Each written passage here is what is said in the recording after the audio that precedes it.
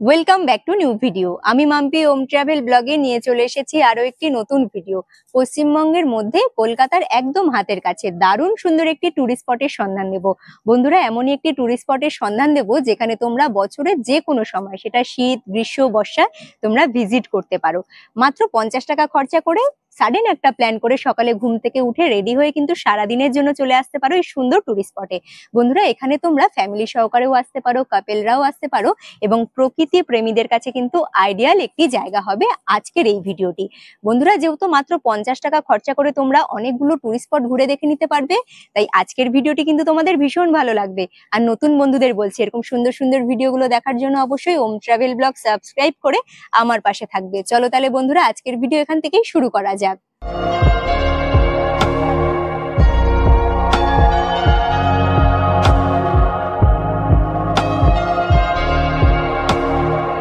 একদিনের ভ্রমণে আমি যে তোমাদেরকে সুন্দর সুন্দর টুরিস্ট স্পট গুলো ঘুরিয়ে দেখাবো, তার জন্য আমার জার্নিটা শুরু করছি কিন্তু সকাল সকাল হাওড়া স্টেশন থেকে। দাঁড়িয়ে রয়েছি হাওড়া স্টেশনের এখন আমি 2 নাম্বার প্ল্যাটফর্মে। বন্ধুরা, আজকে কিন্তু হাওড়া স্টেশন থেকে আমি ধরবো ব্যান্ডেল লোকাল। তবে ব্যান্ডেল লোকাল ট্রেন ধরে কত দূর পর্যন্ত জার্নি করব এবং কত নাম্বার প্ল্যাটফর্ম থেকে ট্রেন ধরবো, কটার ট্রেন ধরবো, সমস্ত কিছুটাই কিন্তু আমার ভিডিওর সাথে থাকলে পরে তোমরা জানতে পারবে। তবে এখন আমি দাঁড়িয়ে রয়েছি ট্রেনের অপেক্ষায়। ট্রেনের অ্যানাউন্সমেন্ট করলে পরে সঠিক প্ল্যাটফর্মের দিকে আমি এগিয়ে যাব। কত নাম্বার প্ল্যাটফর্মে ট্রেন দেবে এই অ্যানাউন্সমেন্টটা শোনার পরেই আমি প্ল্যাটফর্মের দিকে এগিয়ে গিয়েছিলাম। যাওয়ার সাথে সাথে দেখলাম ট্রেনও কিন্তু দিয়ে দিয়েছে। ফাইনালি বন্ধুরা, হাওড়া স্টেশনের 5 নাম্বার প্ল্যাটফর্মে দিয়ে দিয়েছে কিন্তু সকাল 9:25-এর ব্যান্ডেল লোকাল ট্রেন। ট্র্যাকে ট্রেন দাঁড়িয়ে রয়েছে, আমি আর সময় নষ্ট করব না, ট্রেনে উঠে পড়বো। তবে মনে হচ্ছে ট্রেনে প্রচুর ভিড় রয়েছে। তবে আজকে আমাদের বেশি দূরের জার্নি নয়, যদি সিট না পাই কোনো রকম সমস্যা নেই, চলো ট্রেনে ওঠা যাক।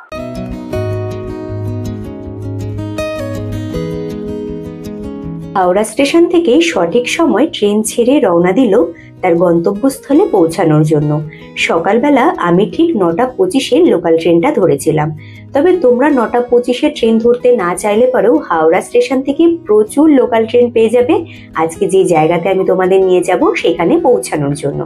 হাওড়া স্টেশনে আসলে পরে তোমরা কিন্তু যে কোনো সময়ের Bandel local, Bardhaman local, Sheoraphuli local, Tarakeswar local, এই লোকাল ট্রেনগুলো পেলে পরেই উঠে পড়বে ঝটপট করে। একদম সঠিক সময়, অল্প সময়ের মধ্যেই কিন্তু পৌঁছে যাবে গন্তব্যস্থলে। তোমরা হয়তো ভাবছো বাচ্চাদের স্কুলের গরমের ছুটিটা পড়ুক তারপরেই ঘুরে আসবো। না না, তেমন কোনো ব্যাপার নেই। এমনি দিনেই একটা ছুটির দিন দেখে তোমরা কিন্তু চলে আসতে পারো এবং সুন্দর একটা বিকেল বাচ্চাদের সাথেও কাটিয়ে যেতে পারো এই জায়গাটি থেকে। এইদিকে ট্রেন কিন্তু পৌঁছে গিয়েছে আমার গন্তব্যস্থলে। যেহেতু লোকাল ট্রেন, বেশি দেরি না করে ঝটপট করে ট্রেন থেকে নেমে পড়লাম। ট্রেন রওনা দিল তার গন্তব্যস্থলের দিকে। ফাইনালি হাওড়া স্টেশন থেকে 12 কিলোমিটার রাস্তা অতিক্রম করার পরে আমি পৌঁছে গিয়েছি কোন্নগর স্টেশনে। হাওড়া স্টেশন থেকে কোন্নগর স্টেশন পৌঁছাতে আমার কিন্তু মাথা পিছু ট্রেন ভাড়া লাগলো মাত্র 5 টাকা করে। এখন আমি দাঁড়িয়ে রয়েছি 3 নাম্বার প্ল্যাটফর্মে, কারণ ট্রেন থেকে 3 নাম্বার প্ল্যাটফর্মে আমি নেমেছি। এবারে সামনের দিকে এগিয়ে গিয়ে 3 নাম্বার প্ল্যাটফর্ম দিয়ে বাইরের দিকে বেরিয়ে যাব।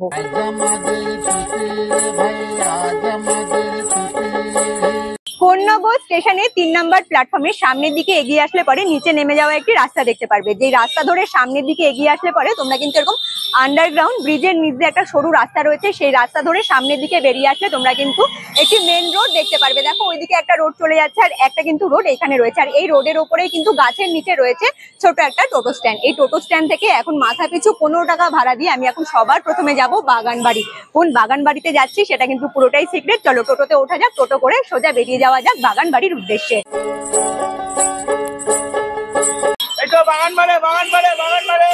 টোটো স্ট্যান্ড থেকে টোটো ধরে কোন্নগরের এই ব্যস্ততম সরু কালো পিচের রাস্তা ধরে এগোতে শুরু করলাম আমার গন্তব্যস্থলের দিকে। কোন্নগরে ঘুরে দেখার মতো প্রচুর দর্শনীয় স্থান রয়েছে, সেটা কোনো মন্দির হোক কিংবা সুন্দর সুন্দর জায়গা। তবে হাতে যদি একটু সময় নিয়ে আসো, তোমরা মাত্র একদিনে সকাল থেকে বিকেলের মধ্যে কিংবা সকাল থেকে সন্ধ্যের মধ্যেই এই সুন্দর সুন্দর দর্শনীয় স্থানগুলো ঘুরে দেখে নিতে পারবে। মাঝে মধ্যে এই সুন্দর সুন্দর জায়গাগুলোতে বাড়ির বাচ্চাদেরও নিয়ে আসবে, তাদেরও ভীষণ ভালো লাগবে। তারা অনেক কিছু জানতে পারবে এবং শিখতে পারবে। তাই আজ আমি একা নয়, আমার 2 ছেলেকে নিয়ে এখানে ঘুরতে এসেছিলাম।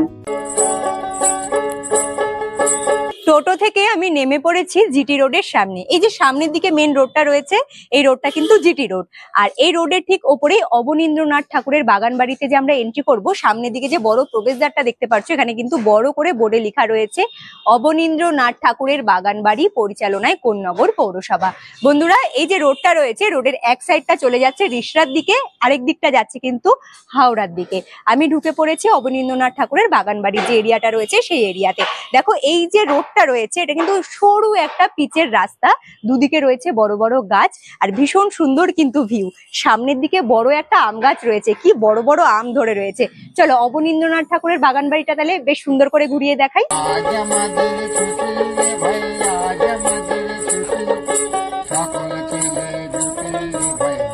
দু চার পাশ সামনের দিকে এগিয়ে আসলে পারে তোমরা কিন্তু হাতের ডান দিকে দেখতে পারবে ছোট্ট একটা ঘর রয়েছে, এটা কিন্তু টিকিট কাউন্টার। টিকিট কেটে তারপরে কিন্তু তোমাদের প্রবেশদ্বার দিয়ে প্রবেশ করতে হবে। দেখো, এই যে বড় প্রবেশদ্বারটা দেখতে পাচ্ছ, এখানে কিন্তু বোর্ডের ওপরে খুব সুন্দর করে বড় করে লেখা রয়েছে হেরিটেজ প্রপার্টি এবং নাম লেখা রয়েছে অবনীন্দ্রনাথ ঠাকুর।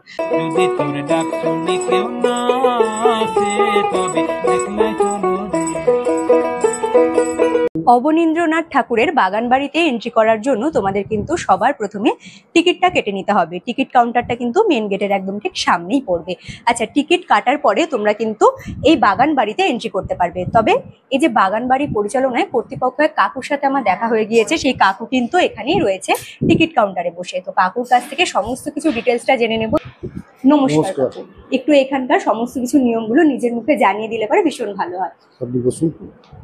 প্রথম কথা হচ্ছে, এখানে শীতকালে একটা টাইমে খোলা থাকে, একটা গরমকালে একটা টাইমে খোলা থাকে। প্রথম কথা, 1 এপ্রিল থেকে 31 আগস্ট অব্দি 9টা থেকে 10টা থেকে 6টা। তারপরে 1 সেপ্টেম্বর থেকে 31 মার্চ অব্দি 9টা থেকে 5টা খোলা থাকে। আর ভেতরে কোনো রকম খাওয়া দাওয়া অ্যালাউ নেই, যেহেতু এটা হেরিটেজ প্লেস। এখানে মানুষ আসে রবীন্দ্রনৃত্য, রবীন্দ্রগীত কিংবা অঙ্কন প্রতিযোগিতা, অঙ্কনের ব্যাপার নিয়ে আসে। মানে সাংস্কৃতিক কালচার ছাড়া এখানে আর কিছু করা যায় না। আর দ্বিতীয় কথা, এখানে এত মানুষজন আসেন যে উল্লেখযোগ্য দিনগুলোতে মোটামুটি 4000, 5000, 6000 অব্দি মানুষ এসছেন এখানে। যেমন 25শে ডিসেম্বর, 1 জানুয়ারি, সরস্বতী পুজো, ভ্যালেন্টাইন্স ডে, 26শে জানুয়ারি, এইসব দিনগুলোতে, 1 জানুয়ারি, উল্লেখযোগ্য দিনগুলোতে এরকম লোক আসে। আর অ্যাভারেজ মোটামুটি 1500 থেকে 2000 লোক আসে, যদি আপনি গড় হিসেব করেন এরকম লোক আসে। আর এখন পার ডেতে মোটামুটি 200-250 লোক আসে। তা এখানকার একটা ঐতিহ্য যে আমাদের এটা কোন্নগর পৌরসভার এটা গর্ব বলুন, অহংকার বলুন, যেখানে রবীন্দ্রনাথ ঠাকুরের পায়ের ধুলো পড়েছিল। প্লাস অবনীন্দ্রনাথ ঠাকুর ছিলেন ওনার ভাইপো রবীন্দ্রনাথ ঠাকুরের, ওনার ঠাকুর পরিবারের সবাই এখানে এসছেন।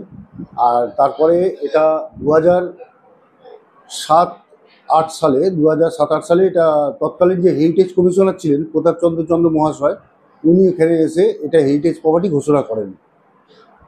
আর তারপর থেকে তো ইংরেজদের হাতে যায়। হাত বদল হওয়ার পর 2010 সাল নাগাদ লাখোটিয়া গ্রুপ এটা নেবে বলে কোন্নগর পৌরসভায় প্ল্যান জমা দেয় 30 তলা বিল্ডিংয়ের জন্য।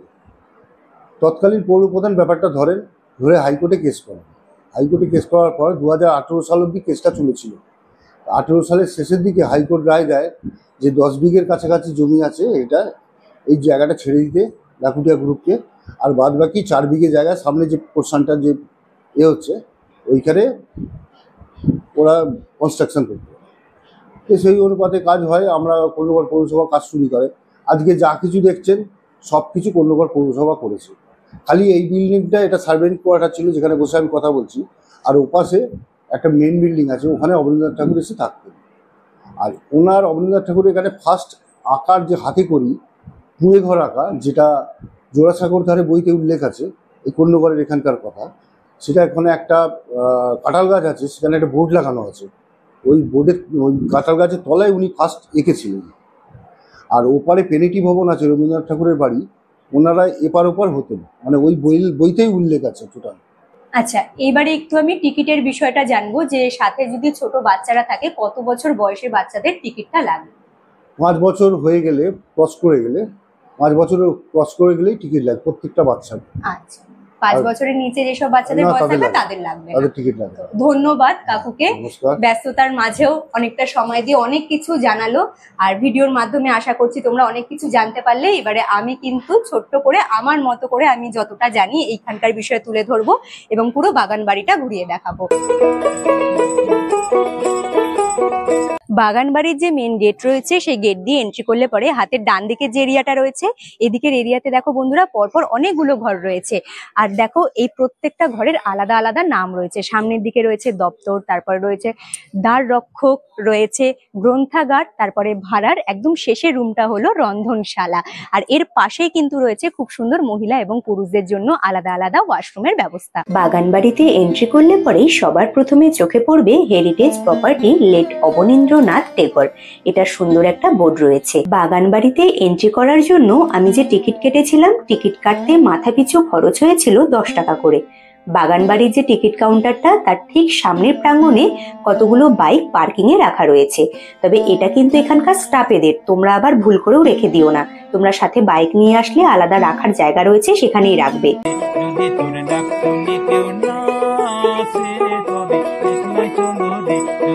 বাগানের ঠিক মাঝখান দিয়ে রয়েছে জিগজ্যাগ একটা সরু রাস্তা। আর এই রাস্তা ধরেই আমি সামনের দিকে এগিয়ে যাচ্ছি। যেহেতু বাগান বাড়ি, তাই তোমরা এখানে আসলে পরে কিন্তু বিভিন্ন ধরনের গাছ দেখতে পারবে।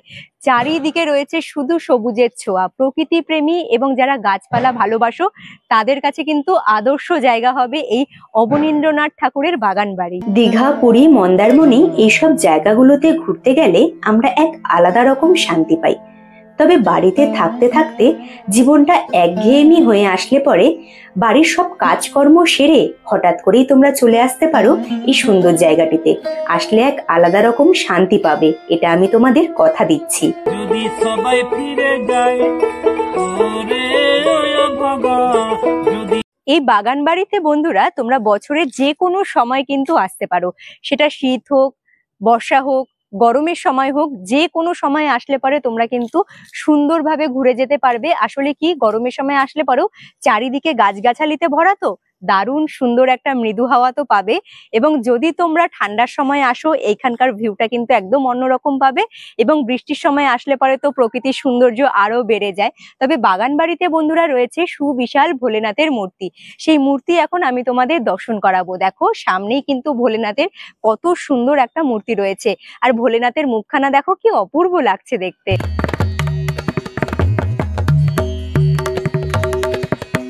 চারিদিকে এত সুন্দর রবীন্দ্রসঙ্গীত তোমরা শুনতে পাবে, যা শুনলে এমনিই মন মুগ্ধ হয়ে যাবে। তার সাথে প্রকৃতির এই অপরূপ সুন্দর ভিউ, যা তো তোমাদের মন মুগ্ধ করতে এমনিই বাধ্য করবে। সবাই ফিরে যায় গহন পথে যাবার সময় কেউ ফিরে না যায়।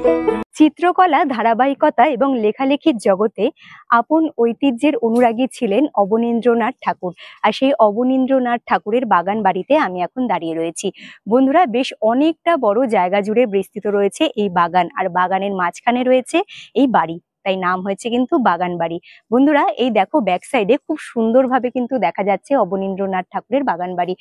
সবাই ফিরে যায়। অবনীন্দ্রনাথ ঠাকুরের লেখা ক্ষীরের পুতুল ও শকুন্তলা ভীষণভাবে জনপ্রিয়।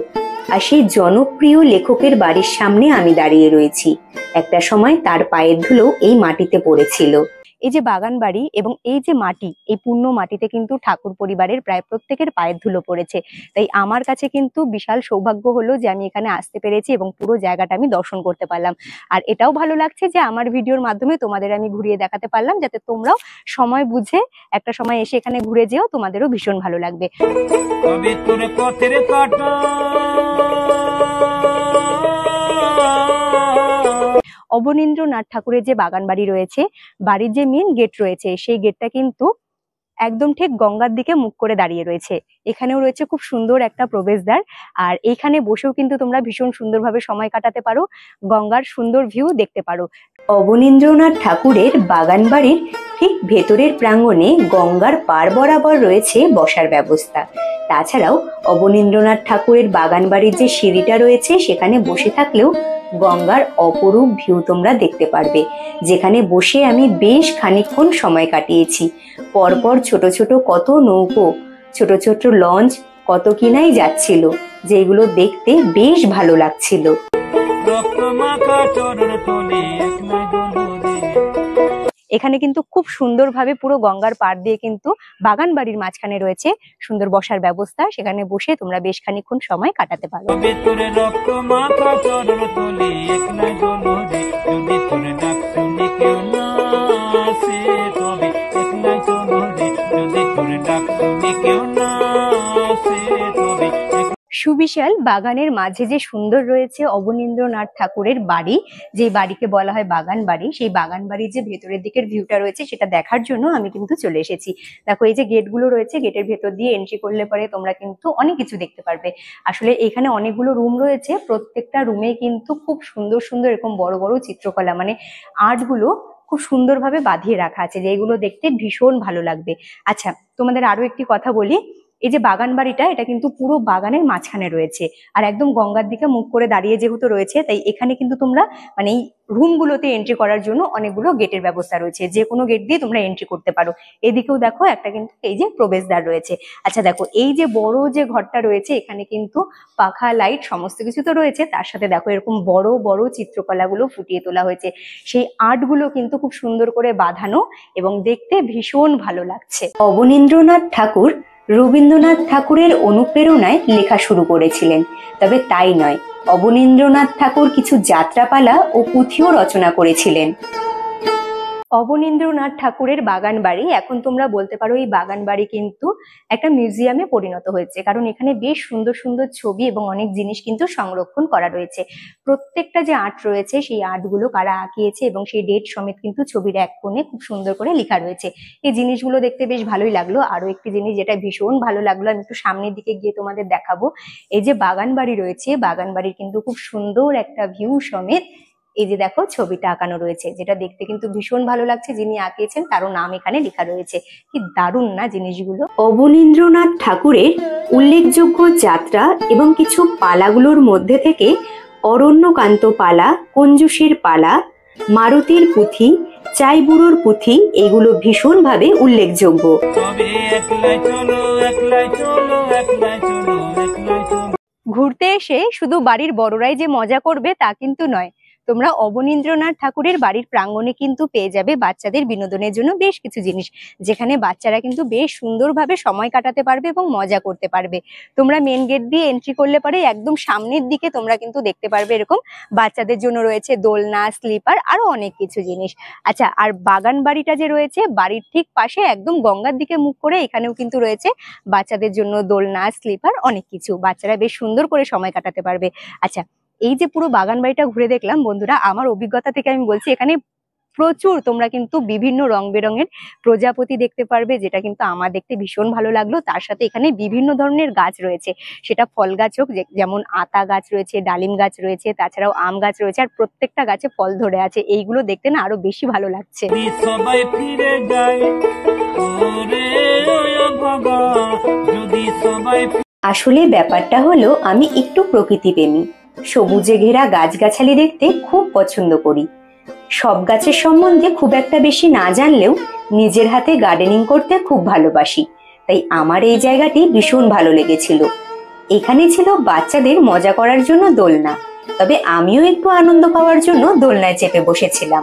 অবনীন্দ্রনাথ ঠাকুর ছিলেন একজন খ্যাতনামা চিত্রশিল্পী, সাহিত্যিক এবং নন্দনতাত্ত্বিক, যিনি রবীন্দ্রনাথ ঠাকুরের কাজ এবং চিন্তাধারার দ্বারা প্রভাবিত ছিলেন। অবনীন্দ্রনাথ ঠাকুরের বাগান বাড়িতে আসলে এই উত্তরমুখী কাঁঠাল গাছ দেখতে একদম ভুল করবে না। এখানে একবার হলেও আসবে, কারণ এই কাঁঠাল গাছ নিয়ে রয়েছে বহু ইতিহাস। রবীন্দ্রনাথ ঠাকুরের সাথে অবনীন্দ্রনাথ ঠাকুরের সম্পর্কটা ছিল ভীষণই ভালো, তাই অবনীন্দ্রনাথ ঠাকুর তার লেখা জোড়াসাঁকোর ধারে গ্রন্থে লিখেছিলেন রবীন্দ্রনাথ ঠাকুর তাকে পাগলা বলতেন। গহন পথে যাবার সময় কেউ ফিরে না যায়, যদি সবাই ফিরে যায়, তবে তোর পথের কাটা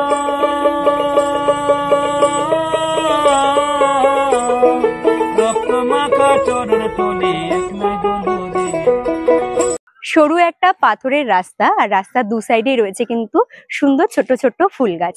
বন্ধুরা সামনের দিকে ছোট্ট একটা কুড়ে ঘর রয়েছে।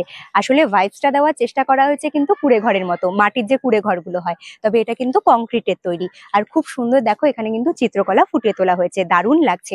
আর এই ছোট্ট ঘরের মধ্যে রয়েছে অবনীন্দ্রনাথ ঠাকুরের কিন্তু একটা ছোট্ট মূর্তি, যেখানে সামনের দিকে লেখা রয়েছে অবনীন্দ্রনাথ ঠাকুরের জন্ম এবং মৃত্যুসাল।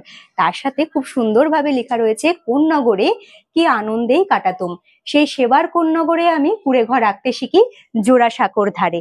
বেশ দারুণ লাগলো ব্যাপারটা। তবে তোরে রক্ত মাখা চরণ তলি একলাই জনরে যদি তোরে ডাক শুনি কেউ না আসে, তবে একলাই জনরে যদি তোরে ডাক শুনি কেউ না। অবনীন্দ্রনাথ ঠাকুরের বাগান বাড়ির সামনে যেখানে আমি টোটো থেকে নেমেছিলাম জিটি রোড, সেই জিটি রোড থেকে তোমরা কিন্তু টোটো করে মাথা পিছু 10 টাকা ভাড়া দিয়ে চলে যেতে পারো বারো মন্দির ঘাটে। বন্ধুরা মাত্র 10 টাকা খরচা করে তোমরা তো চলে যেতে পারবে। সেখানে গিয়ে কি দেখবে, সেখানে কিন্তু রয়েছে খুব সুন্দর গঙ্গার পাড়, রয়েছে জগন্নাথ দেবের মন্দির এবং মূর্তি, তাছাড়াও রয়েছে কিন্তু 6টা 6টা 12টা করে শিব মন্দির, যেখানে শিব মন্দিরে কিন্তু ভোলেনাথ বিরাজমান আলাদা আলাদা নামে, এবং সেই আলাদা আলাদা নামে কিন্তু ভোলেনাথ পূজিত হয় বারো মন্দির ঘাটে।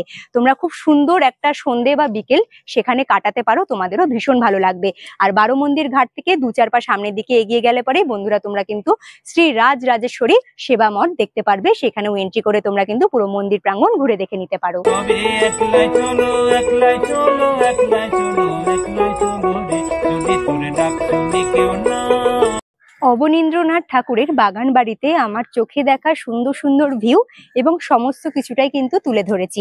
তোমাদের কেমন লাগলো তোমরা অবশ্যই জানিও। দেখো এখানে কিন্তু একটা শেডের নিচে রয়েছে ছোট্ট একটা পালকি, যেটা দেখতে ভীষণ সুন্দর লাগছে। আচ্ছা, তোমরা এখান থেকে ফিরবে কি করে? আমি ঠিক যেইভাবে কোন্নগর স্টেশন থেকে অবনীন্দ্রনাথ ঠাকুরের বাগান বাড়িতে এসেছিলাম, ঠিক সেইভাবেই কিন্তু জিটি রোড থেকে একটি শেয়ার টোটো ধরে আবার স্টেশনে পৌঁছে যাব। আচ্ছা বন্ধুরা, আজকের এই পুরো ভিডিওটি তোমাদের কেমন লাগলো তোমরা কিন্তু অবশ্যই আমাকে কমেন্ট করে জানিও। ভালো লাগলে পরে অবশ্যই লাইক করো। নতুন বন্ধুরা যারা ভিডিওগুলো দেখছো কিন্তু এখনো পর্যন্ত ওম ট্রাভেল ব্লগ সাবস্ক্রাইব করোনি, তারা চটজলদি করে এরকম সুন্দর সুন্দর ভিডিওগুলো দেখার জন্য ওম ট্রাভেল ব্লগ সাবস্ক্রাইব করে আমার পাশে থাকতে পারো। যে সকল বন্ধুরা চ্যানেলটি সাবস্ক্রাইব করে আমার পাশে রয়েছে তাদের অসংখ্য ধন্যবাদ। তারা এইভাবে আমাকে সাপোর্ট করো, আমার পাশে থেকো। আজকের মতো তাহলে টাটা, দেখা হচ্ছে তোমাদের সাথে নেক্সট ভিডিওতে। তোমরা ভালো থেকো, সুস্থ থেকো, টাটা। তোরে ডাক শুনি কেউ না আসে, তবে